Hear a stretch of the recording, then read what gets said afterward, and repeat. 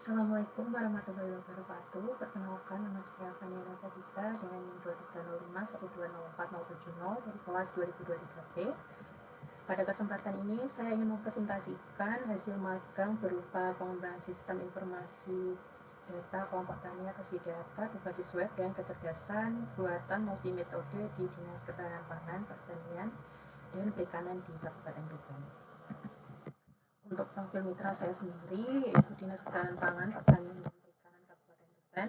Untuk bidang tugasnya ada ketahanan pangan, pertanian, perikanan, pembinaan kelompok tani, pertanian kabupaten, dan pengelolaan data bantuan pertanian. Untuk permasalahannya yaitu pengelolaan data yang masih memerlukan digitalisasi yang lebih terintegrasi dan monitoring pelaporan yang membutuhkan sistem yang lebih efisien.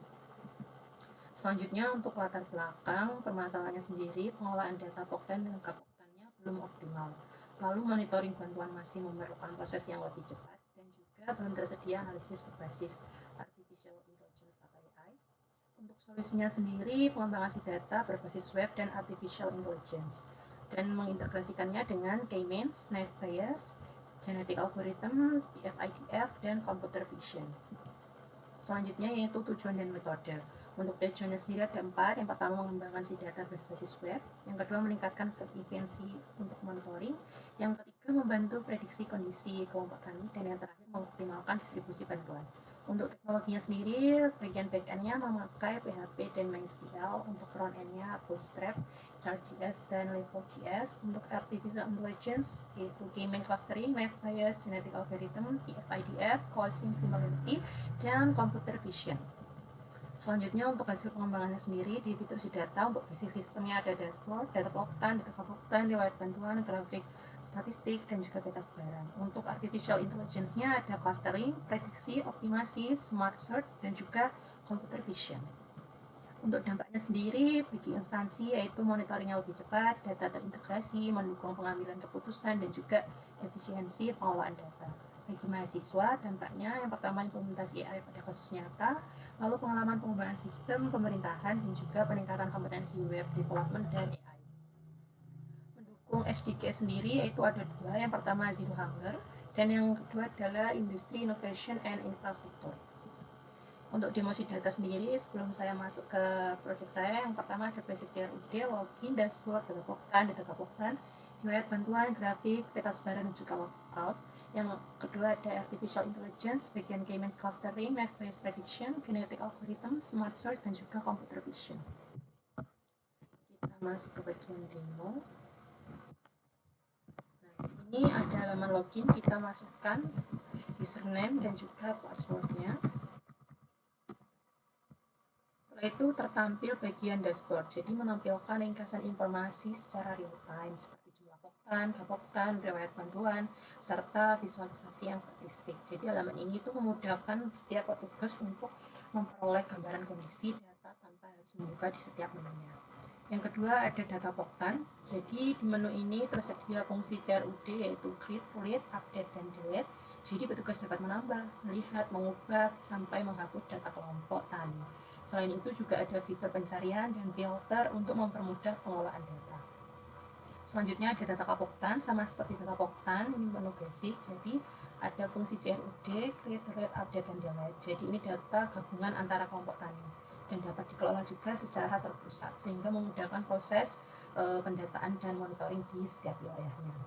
Selanjutnya ada di bagian riwayat bantuan.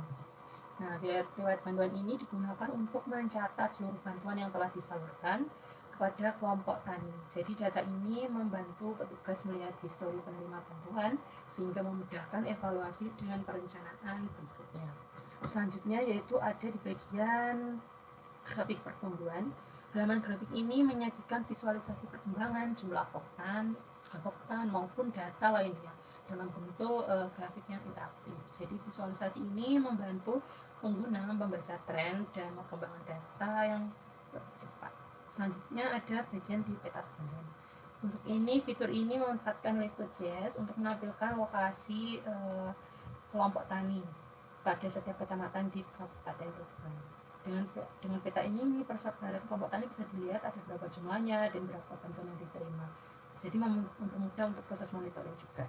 Selanjutnya Untuk ke modul AI, yang pertama kita masuk ke bagian clustering. Contohkan ini kita menggunakan K-means. Jadi modul ini sistemnya mengelompokkan data kelompok tani berdasarkan karakteristik tertentu, jadi menghasilkan beberapa cluster. Hasil pengelompokan ini juga bisa membantu instansi mengidentifikasi seperti kondisi kelompok tani yang memiliki karakteristik serupa. Selanjutnya kita masuk ke bagian prediksi status. Kita menggunakan net bias. Selanjutnya, sistem ini melakukan prediksi terhadap status atau kondisi kelompok tani berdasarkan data historis yang tersedia, sehingga dapat menjadi bahan pertimbangan dalam pengambilan keputusan. Selanjutnya ada optimasi prioritas. Ini menggunakan genetik algorithm, jadi untuk menentukan prioritas distribusi bantuan. Algoritma ini mencari solusi terbaik berdasarkan beberapa kriteria sehingga proses penyaluran bantuan ini menjadi lebih efektif dan objektif. Selanjutnya kita ke bagian Smart Search TF-IDF. Di bagian sini data patokan dan juga cost similarity. Nah, misalnya kita memasukkan ini maju kemunduran. Nah, kita search. Nah, jadi kita bisa muncul karena kita menggunakan TF-IDF, jadi mempermudah dalam pencarian biasa. Jadi sistem itu kata relevansi sehingga hasil pencarian menjadi lebih akurat, meskipun kata yang dimasukkan tidak sama persis dengan kata yang tersimpan. Dan yang terakhir yaitu computer vision, analisis gambar. Modul terakhir ini sistemnya ini analisis sederhana terhadap gambar yang diunggah pengguna untuk mengekstraksi informasi visual seperti ini, jadi dapat digunakan sebagai data pendukung dalam proses monitoring kelompok tani. Mungkin sekian dari saya untuk presentasi tentang terkait proyek saya. Apabila ada tutur kata yang berkenan, saya mohon maaf. Saya akhiri. Wassalamualaikum warahmatullahi wabarakatuh.